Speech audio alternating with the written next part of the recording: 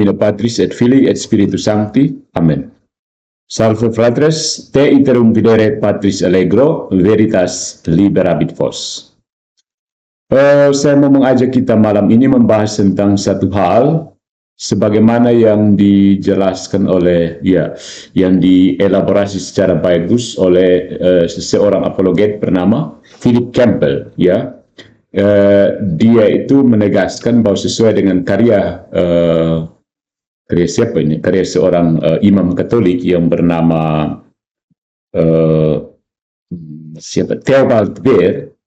Karya seorang Katolik dari Theobald Baer itu Martin Luther itu sebenarnya bukan seorang Agustinian. Martin Luther adalah seorang apa yang disebut sebagai delirium Manichaean, pengigau Manichaean, pengigau Manikeisme. Dia cuma mengulang-ulang Manikeisme dalam teologinya. Dan Philip Campbell ini menuliskan sebuah artikel yang diberi judul Glossis Rivial Agnostic Luther di dalam sebuah blog apologet bernama Unam Sanctam Catholicam. Itu 25 Agustus 2013 dan ini tersedia online, bisa dibaca di website unamsanctamcatholicam.com.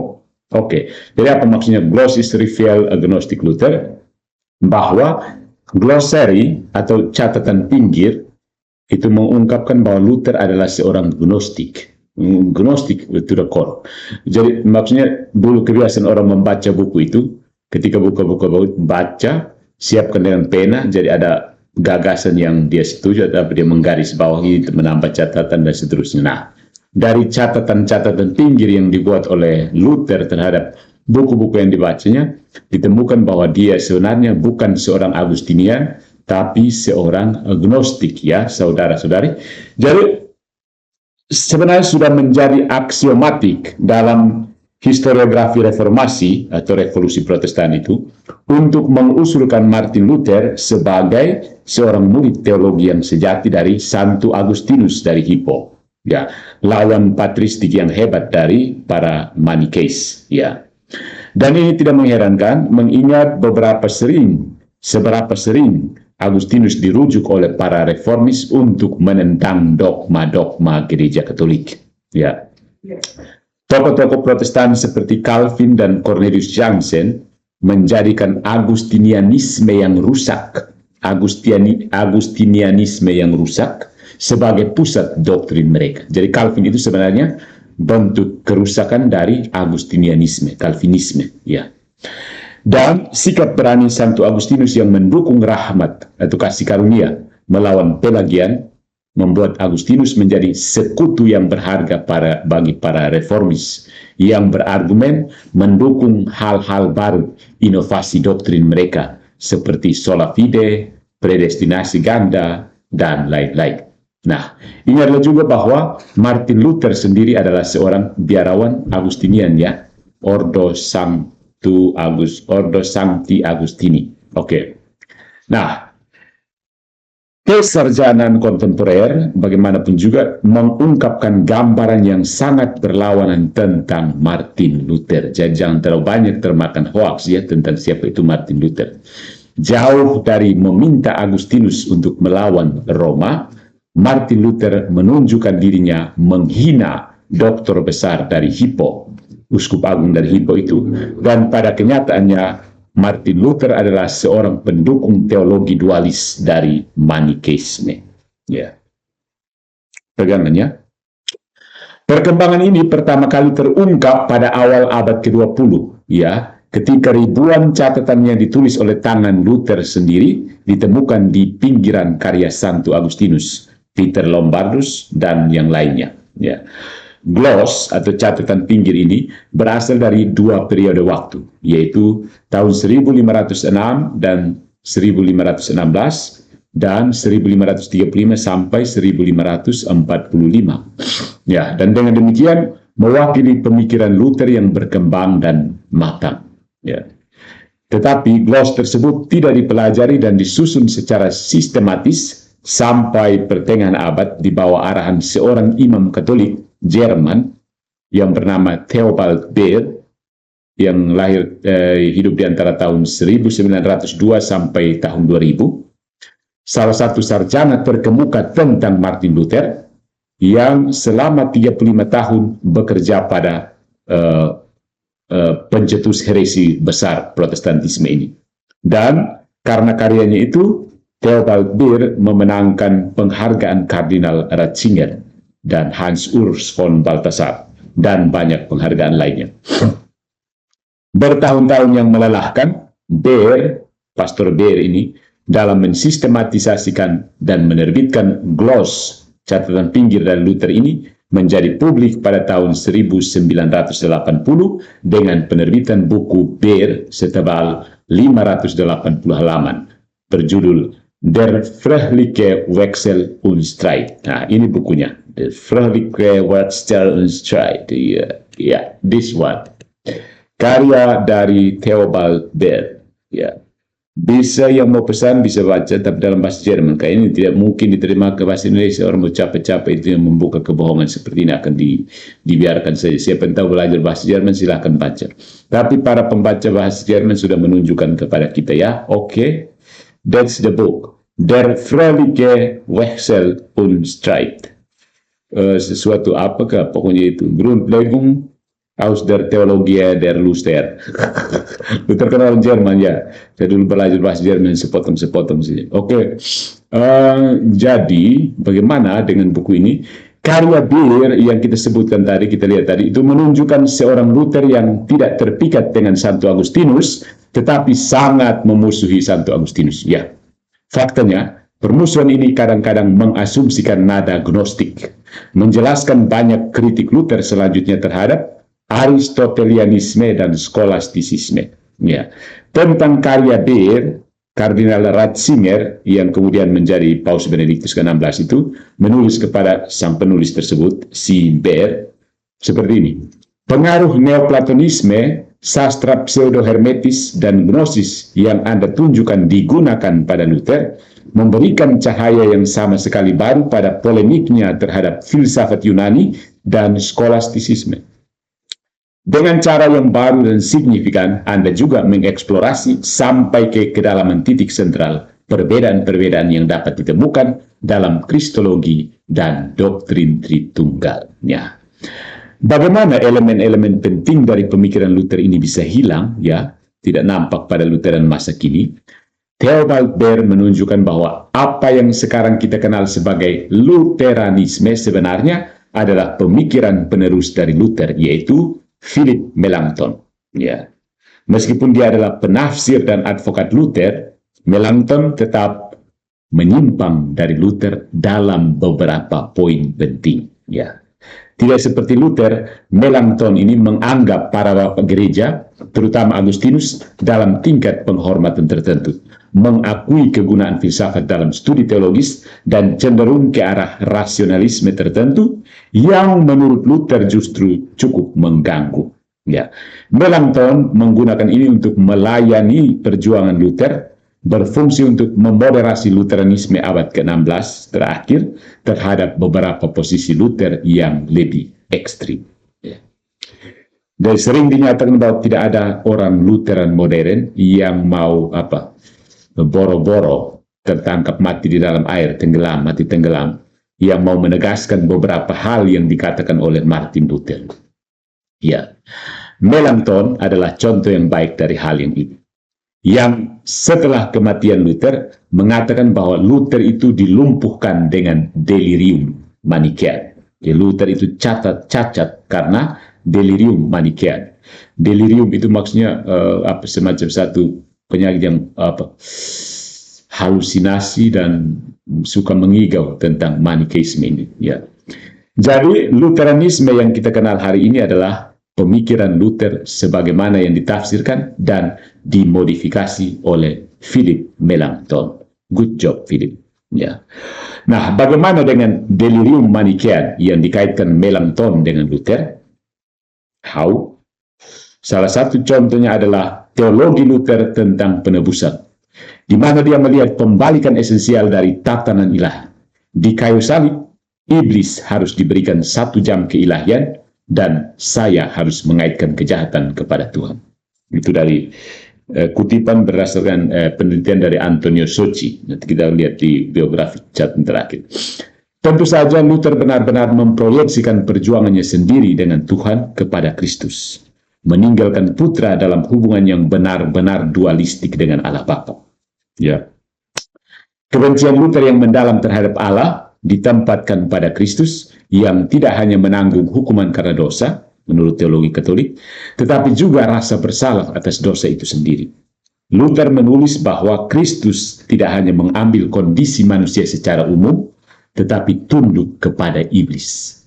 Di satu sisi, dia setuju tidak hanya dengan iblis, tetapi juga kecenderungan untuk berdosa. Jadi, Kristus itu, kita pernah mengatakan Yesus itu seorang pezina, kan? Nah, salah satu poin penting dari gagasan Luther adalah ketika dia menyatakan bahwa Kristus adalah kompositum. Maksudnya apa? Kristus itu kompositum, bukan hipostasis. Oke.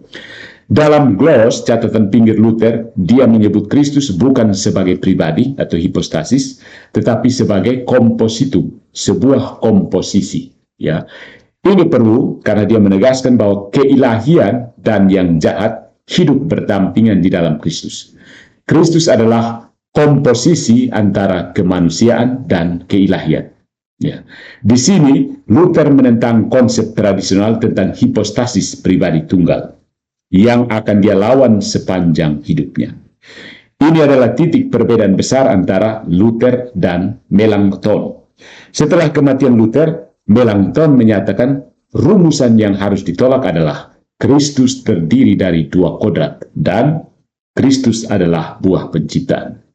Yang pertama jelas merupakan upaya untuk memindahkan gerakan Lutheran menjauh dari gagasan kompositum Luther, memungkinkan Lutheranisme untuk mempertahankan formula tradisional hipostasis. Di sini, Luther terutama menentang Agustinus yang nanti kita lihat lebih banyak lagi pertentangan Luther dengan Agustinus. Nah, Baer ini menekankan bahwa Luther terpaku pada peran Kristus dengan mengesampingkan identitasnya. Apa yang Kristus lakukan lebih penting daripada siapa dia. Bagi Luther, Kristus memiliki dua fungsi. Yang pertama, kata Theobald Baer, adalah fungsi melindungi kita dari murka ilahi, dan yang kedua, memberi kita teladan. Dan ini adalah double justification, pembenaran ganda. Sifat manusia Kristus karena mengadopsi watak berdosa manusia yang jatuh, sebenarnya menjadi dosa. Ya, disinilah dualisme gnostik Manichean masuk ke dalam pemikiran Martin Luther. Tidak mungkin ada rekonsiliasi antara daging yang berdosa dan natur ilahi. Inilah sebabnya mengapa bagi Luther Kristus adalah kompositum, tetapi bukan hipostasis. Masih ingat ya tanggapan Degengadas atas pernyataan saya? Hati-hati. Karena ini kemungkinan besar ketika mereka berusaha untuk menolak dogma Maria Immaculata, disitulah mereka jatuh ke dalam ketidakjelasan. Apakah inkarnasi itu benar-benar terjadi atau Yesus benar-benar berdosa? Itu saja pilihan. Pilihannya adalah inkarnasi tidak benar-benar terjadi atau Yesus benar-benar mempunyai dosa.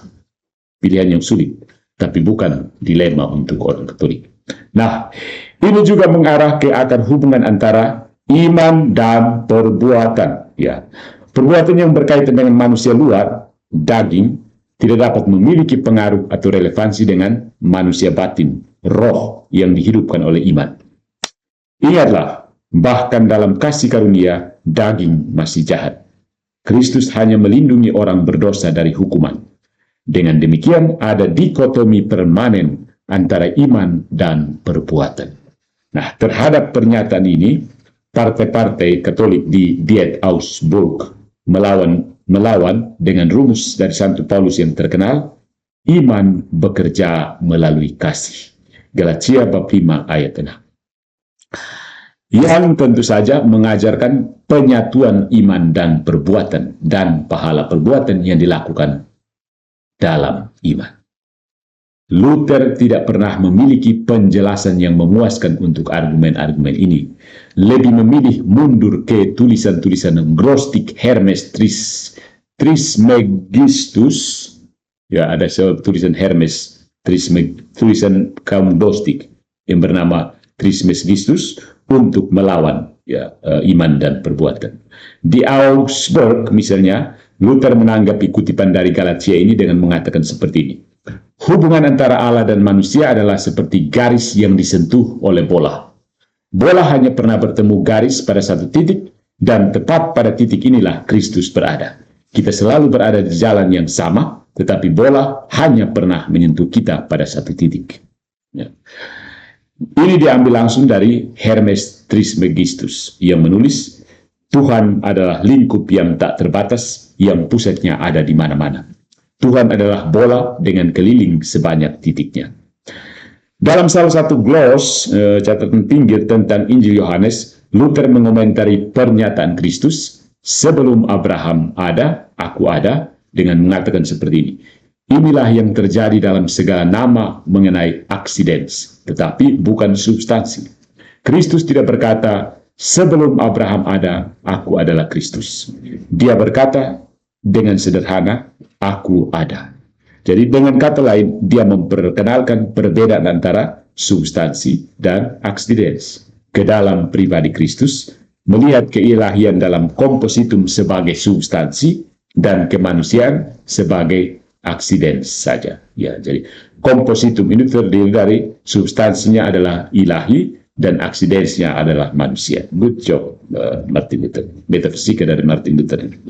Di tempat lain Luther berkata, apa yang diwakili oleh putih dalam hubungannya dengan manusia, demikian pula Kristus dalam hubungannya dengan Putra Allah. Ya.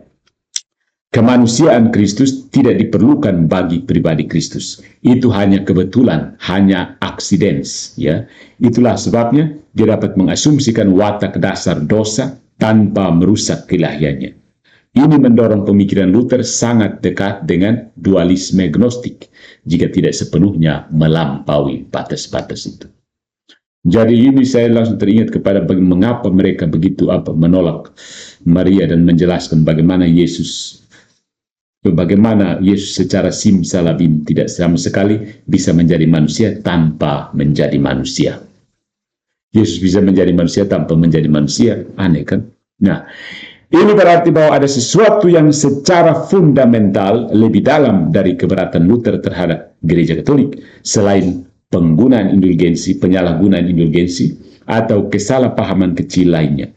Luther bertentangan dengan inti dari kristologi tradisional, kristologi yang diterima saat ini oleh sebagian besar Protestan dan juga Ortodoks. Ya. Orang hanya bisa membayangkan bagaimana Konsili Trente akan bereaksi seandainya mereka memiliki tulisan-tulisan ini. Ya.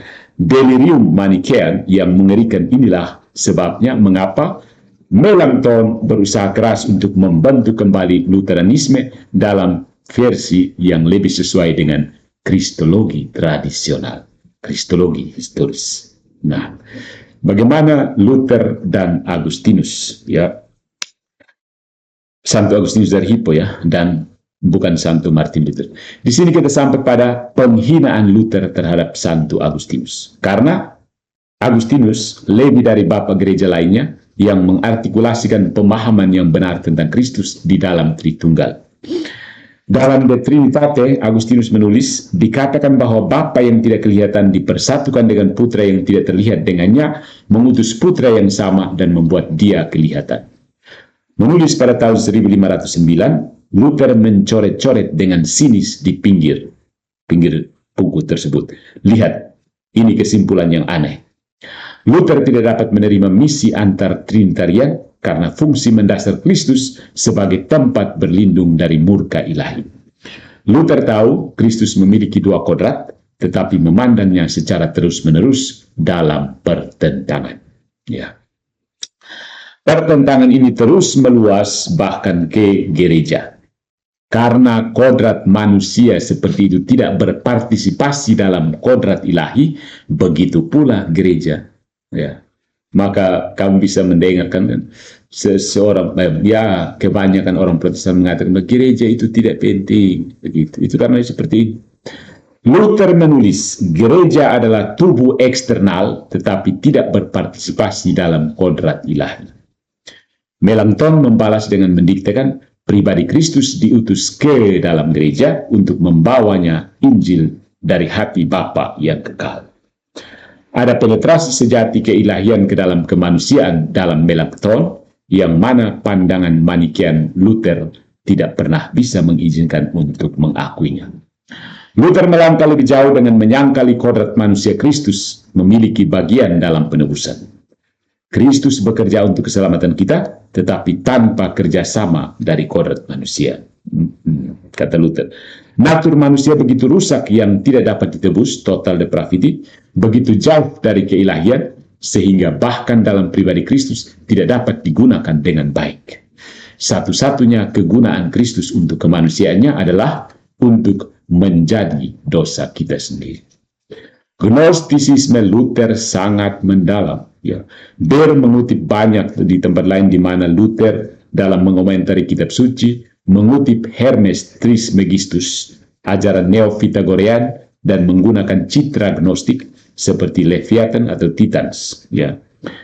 Dia melihat pembagian mendasar antara iman dan perbuatan begitu mendalam sehingga pada dasarnya ada dua dari setiap orang. Dalam glosnya tahun 1531 tentang Galatia, Luther menulis, jadi ada satu Abraham yang percaya, satunya lagi adalah Abraham yang bekerja. Satunya adalah Kristus yang menebus, satunya adalah Kristus yang bekerja. Membedakan antara kedua hal ini seperti antara langit dan bumi. Dualisme di sini sangat-sangat mendalam ya.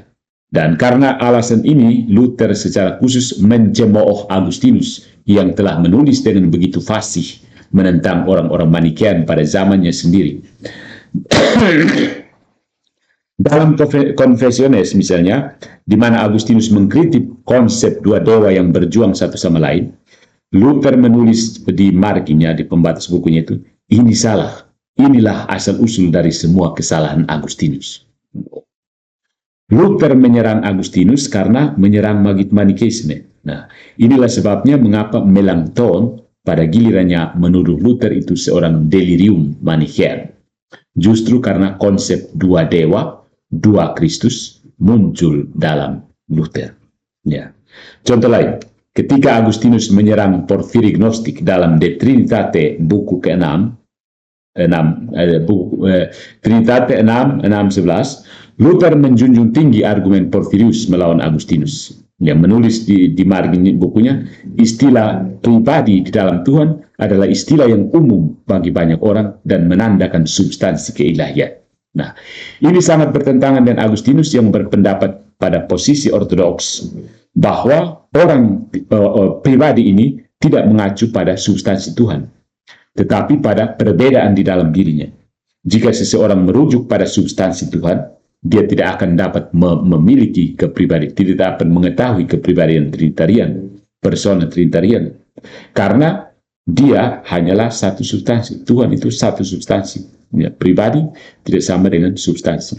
Nah, sungguh mengerikan bahwa Luther telah dipandang sebagai semacam Agustinian. No, he is anti-Agustinian. Dia membenci Agustinus dan berpikir karyanya penuh dengan kesalahan. Karya Agustinus penuh dengan kesalahan. Luther berpihak pada orang-orang Manichean, menyerang Agustinus. Ya, benar, Luther tidak mengemukakan substansi jahat yang otonom. Ya, tidak ada satu kekuatan yang otonom seperti Manichean. Ya, orang-orang Manichean mengatakan seperti itu. Tetapi bagi Luther, Tuhan pada dasarnya buruk. Ya. Ketika Santo Paulus menulis bahwa di dalam Kristus kepenuhan Allah berdiam secara jasmani, Kolose bab 2 ayat 9, Luther menulis, adalah baik bahwa kita memiliki orang seperti itu karena Allah dalam dirinya kejam dan jahat. Ya. Nah, ini mencerminkan pengalaman pribadi Luther dengan Tuhan yang pada gilirannya tumpah ke dalam teologinya. Jadi apa yang bisa kita simpulkan saudara-saudariku yang terkasih dalam Kristus? Sudah capek?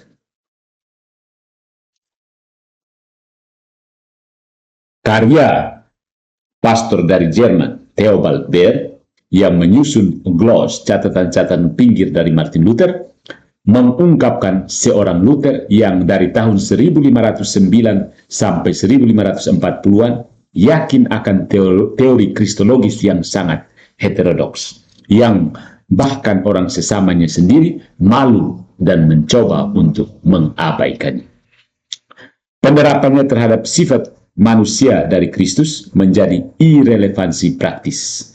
Dualisme gnostiknya dalam pembagian yang dia kemukakan antara komponen material dan non-material dari manusia, ketergantungan pada karya-karya eremetik dari Hermes Trismegistus, dan ketidaksukaannya yang gila terhadap Santo Agustinus dari Hippo, semuanya mengungkapkan seorang Luther yang jauh lebih bermasalah dan terbalik daripada yang dibayangkan sebelumnya. Dalam mempertanyakannya tentang kodrat Kristus dan struktur Tritunggal, Luther lebih bermasalah daripada yang pernah dipikirkan, karena serangannya terhadap iman datang dari tingkat yang jauh lebih mendasar daripada dalih dengan indulgensi dan api penyucian. Ya. Dan dengan demikian, di mana hal ini meninggalkan hubungan relasi dialog antara Lutheran dan Katolik, ya ini Protestan yang jelas ya, Lutheran. Apakah ide-ide Anne Luther adalah sesuatu yang dapat diajak dialog oleh orang Katolik? Tentu saja Luther bukanlah Lutheranisme, dan sebagian besar Lutheran saat ini akan malu untuk mengakui ide-ide Luther sebagai gagasan mereka sendiri, saya yakin.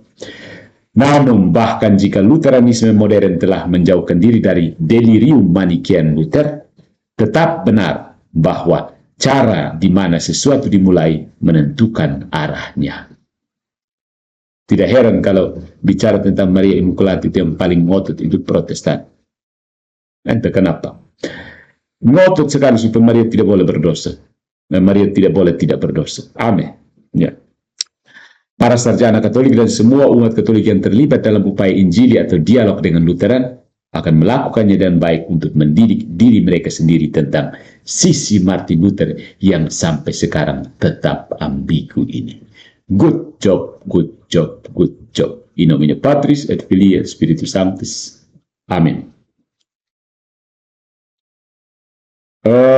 Mau bacaan lebih lanjut, ada karya dari Antonio Socci dan Tommaso Ricci, yaitu diterbitkan dalam sebuah jurnal 30 Days, nomor 2 tahun 1992, berjudul Luther Manichean Delirium. Lalu buku-buku yang disebut di situ ada Discourses of Hermes Trismegistus, dan ada pernyataan dari Luther yaitu Sicut albus est respectus hominis, ita Christus respectu filii Dei. Jadi ketika menetapkan bahwa Kristus adalah kompositum antara kemanusiaan dan keilahian, maka keilahiannya adalah substansi dan kemanusiaannya adalah aksidens. Jadi sama seperti warna putih bagi manusia, demikian pula kemanusiaan bagi Kristus. Ya, kemanusiaannya itu hanya seperti warna putih untuk orang manusia. Sebuah buku dan seterusnya. Ya, dan dari De Trinitate. Ya, yang tertarik silahkan melihat. Artikel ini bisa dibaca dengan lebih santai, lebih mendalam dari Philip Campbell, Glossis Riviel Agnostic Luther, dalam blog apologi Unam Sanctam Catholica. Itu diposting tahun 25 Agustus tahun 2013. Lama ya, 20-an tahun, 10 tahun. Oke, tersedia online. Silahkan Google sekarang. Kata kunci Kristologi, Gnostisisme, Martin Luther, Protestantisme, heresi, skisma, dan seterusnya. Sampai jumpa di lain kesempatan.